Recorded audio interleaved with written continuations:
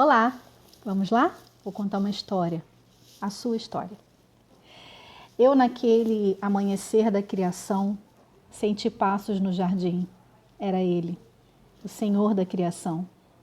Bem me lembro que nesse amanhecer ele parou, se inclinou, com um olhar carregado de amor e, de repente, juntou-me do chão, a mim, pobre e pequeno punhado de terra, e ficou me olhando pensativo, me remexeu longamente,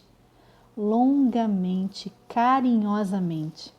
Começou a amassar-me, primeiro retirou de mim uma porção de impurezas que atrapalhavam, pedrinhas, pedaços de madeira, folhas secas, e eu fui ficando terra pura do seu gosto. Fez ainda outras operações que eu não compreendia, nem precisaria compreender.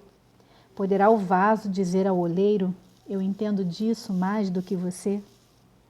Eu nada perguntava, oferecia simplesmente o meu ser em disponibilidade de amor.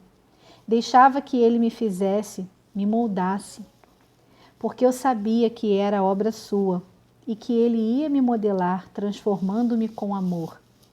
De fato, fui tomando forma, uma forma à sua maneira, à sua imagem. Para que serviria no futuro? Eu não sabia. Como argila nas mãos do oleiro, assim estava eu nas mãos de Deus. Mas, embora consciente desse tesouro de amor que Deus colocara no meu interior, o conhecimento de minha fragilidade me assustava às vezes. Um tal tesouro nós o trazemos em vasos de barro, para que apareça claramente que esse extraordinário poder provém de Deus e não de nós.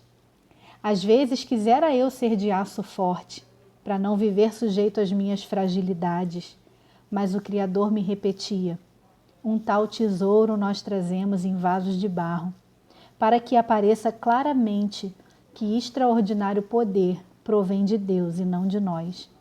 Afinal, se eu fosse de aço forte, como poderia ser remodelado, recriado?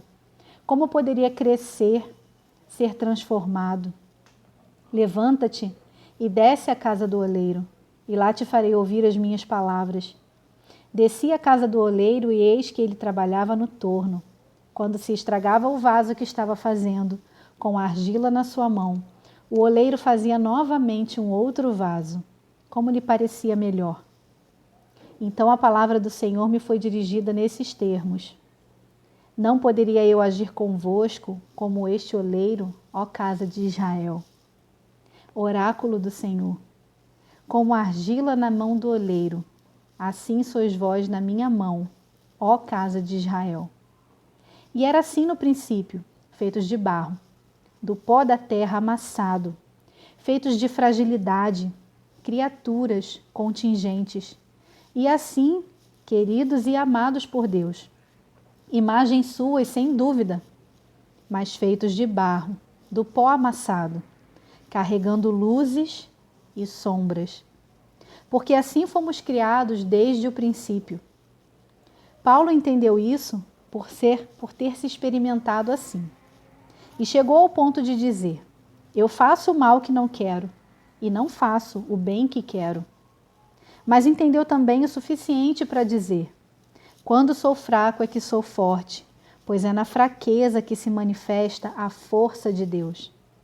Tiago também entendeu o barro de que somos feitos e por isso falou que cada um é tentado pela sua própria concupiscência, que o arrasta e seduz. O próprio Jesus, no Jardim das Oliveiras, sente tristeza e angústia de morte, sente medo e vontade de não assumir a missão e não se envergonha de falar disso aos discípulos, pois nada do que é humano lhe é alheio e de nada se envergonha por aceitar a sua humanidade assumida.